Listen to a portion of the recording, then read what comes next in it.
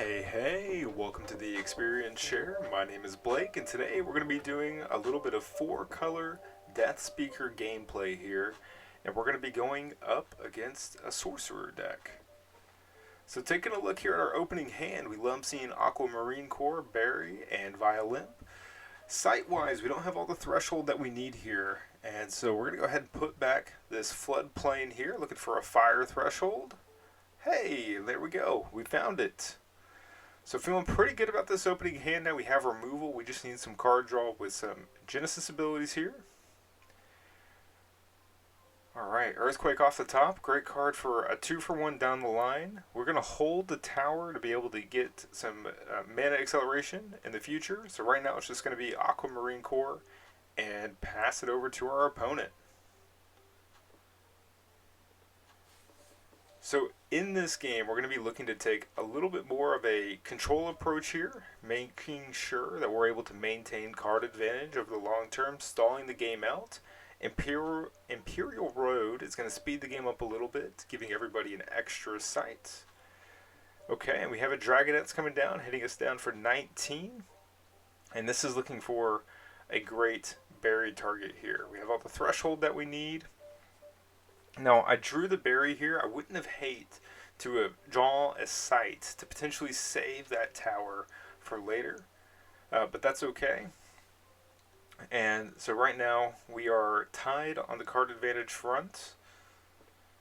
And so, okay, we have a Bosk Troll and a Violimp here. And so they played 2 cards out. And so now this is going to be a great opportunity for us to be able to go ahead and Earthquake and 2-for-1. The other potential play would be to bury and then Violimp, maintaining the Earthquake and leaving behind a 2-2.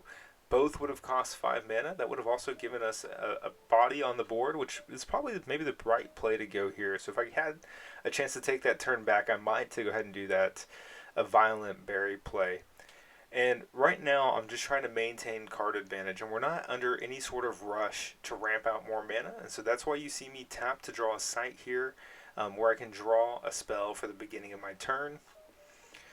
And we have the card advantage lead right now. And so our opponent's looking to figure out where do they want to play this Will of the Wisps. They're choosing a more defensive approach here, putting it on the back line, preventing using it to be able to block incoming attacks on the sorcerer.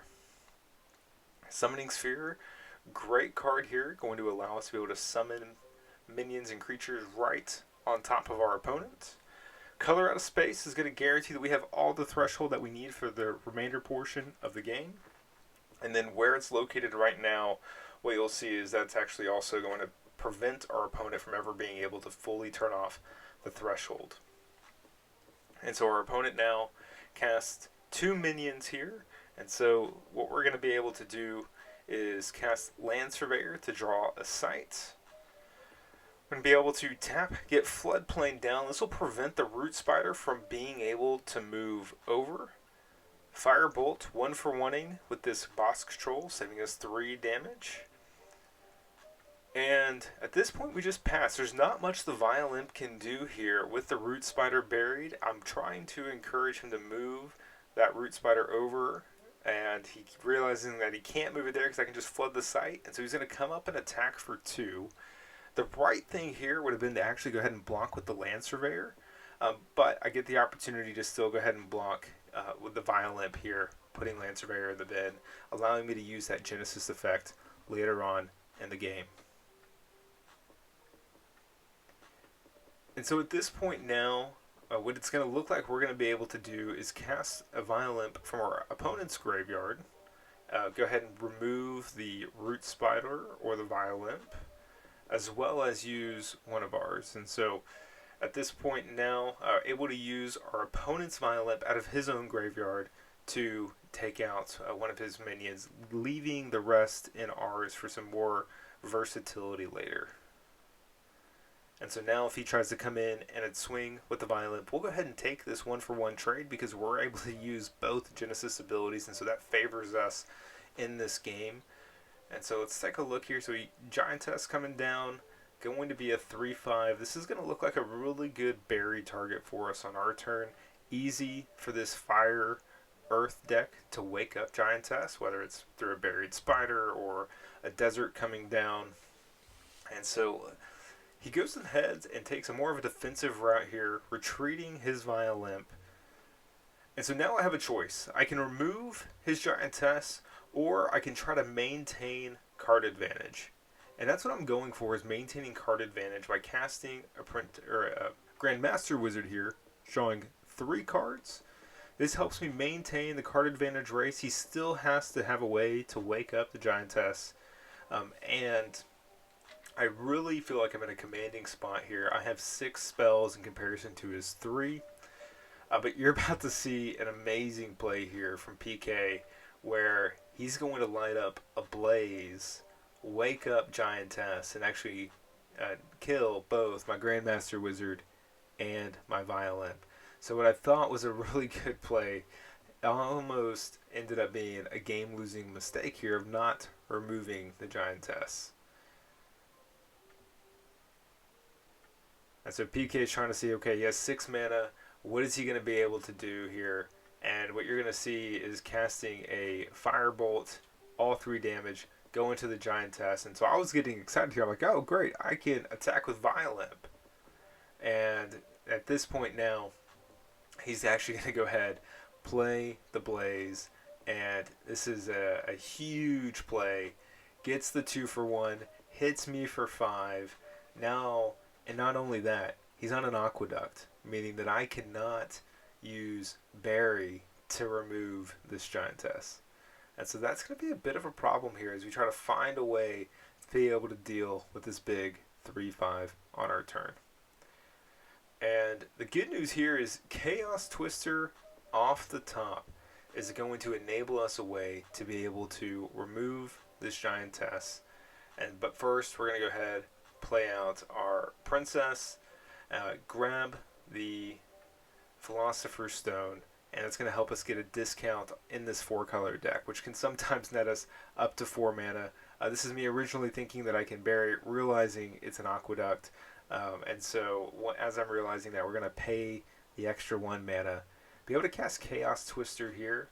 And right now in Tabletop Simulator, there is D20 ruling that you can use. And so we're going to roll. I get a 20 here, which means the site that I chose, the effect does fully go off. And so Giantess will land on top of that Violent, which is just another 2-for-1 off of this Chaos Twister. And so we have 2 mana left here.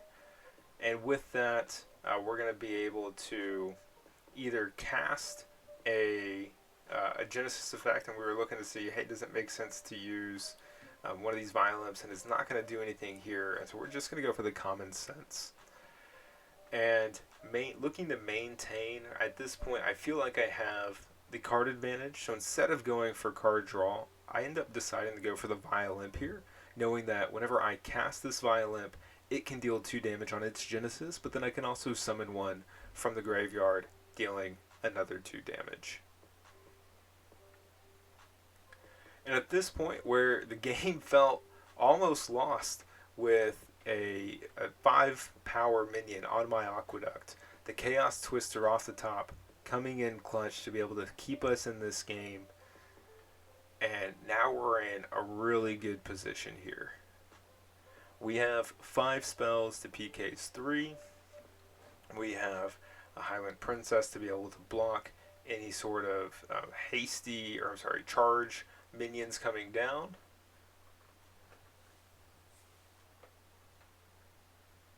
And so PK looking over his hand, trying to figure out exactly what the best option is going to be here for him.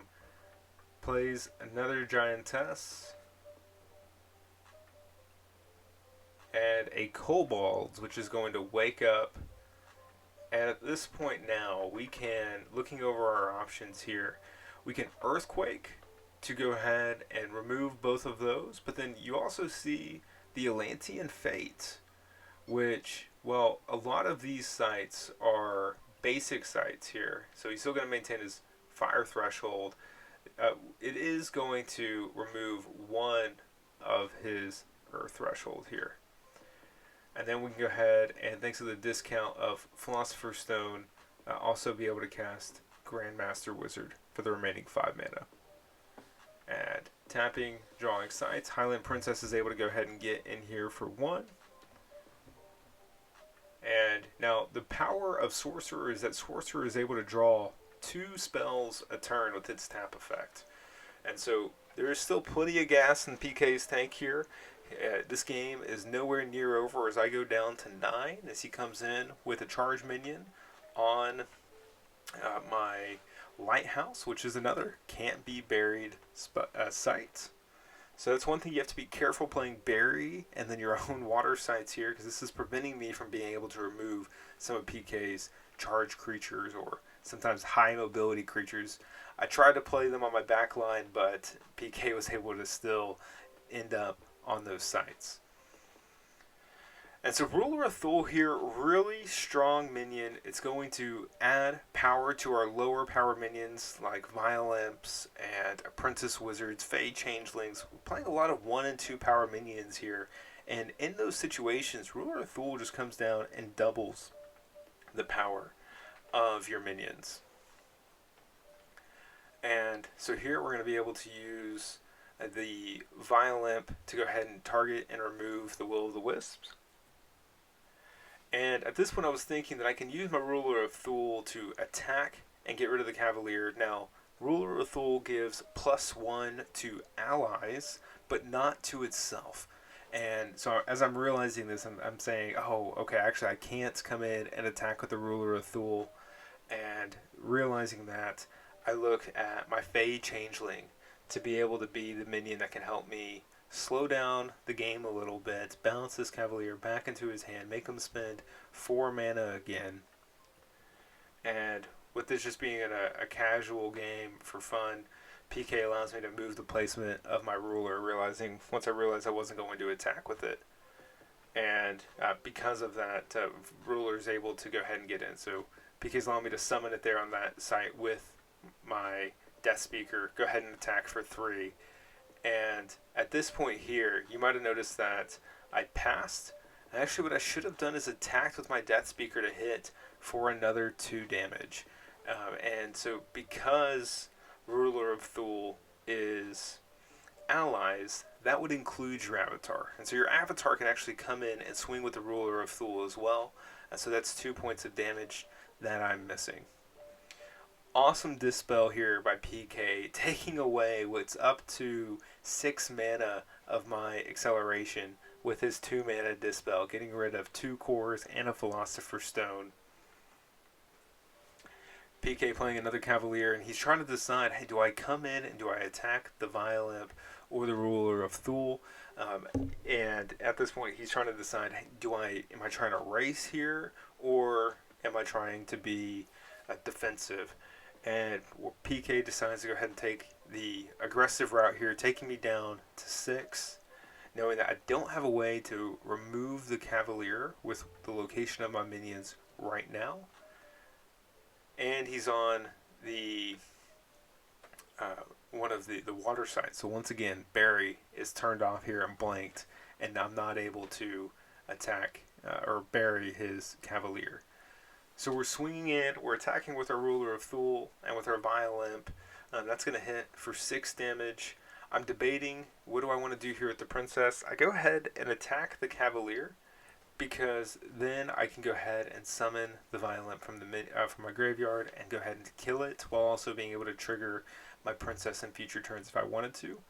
And this is where I go ahead and use Ruler of Thule's ability and attack for that 2 damage to his sights. And PK drawing 2 cards. An Earthquake here would be great. That would remove so much pressure and damage that I can play. He has a boss control, has a Will of the Wisps. And so at this point now I'm trying to see, okay, what combination of cards is going to enable me to put PK at death's door this turn. And so I'm looking to see, hey, do you have a Violimp? He does. I know I'm going to go ahead and cast this Violimp to get rid of this Will of the Wisps. Great way to be able to use these Violimps. Because I have Summoning Sphere there, that is the only reason why I can summon that Violimp on my opponent's site. And so now it's, okay, I know I need to be able to remove this boss control. It is, my Violimp is 3 damage on that current site. So I'm going to go ahead, come in, and I'm trying to decide if I swing for 2 with the Apprentice Wizard, but instead what I decided to do is common sense for the Firebolt, and that's going to enable me to remove this boss control. And at this point now, Ruler of Thule, go ahead and takes him to Death's Door. And it's important for me to keep my wizard here, because then it can, wherever the sorcerer can move, I can move. And so that's why I attacked with the Ruler of Thule versus attacking with the Apprentice Wizard. And PK here is looking to see what options does he have. And he's going to be able to draw 1 more card this turn. And what he needs here is an Earthquake. He says he has a Jihad, has a Cavalier. That's not going to be enough to be able to close out this game. Thank you all so much for watching this Deathspeaker deck. Stay tuned for more gameplay and deck profile videos. Thank you so much for watching. I hope you have a great day. Take care. Bye.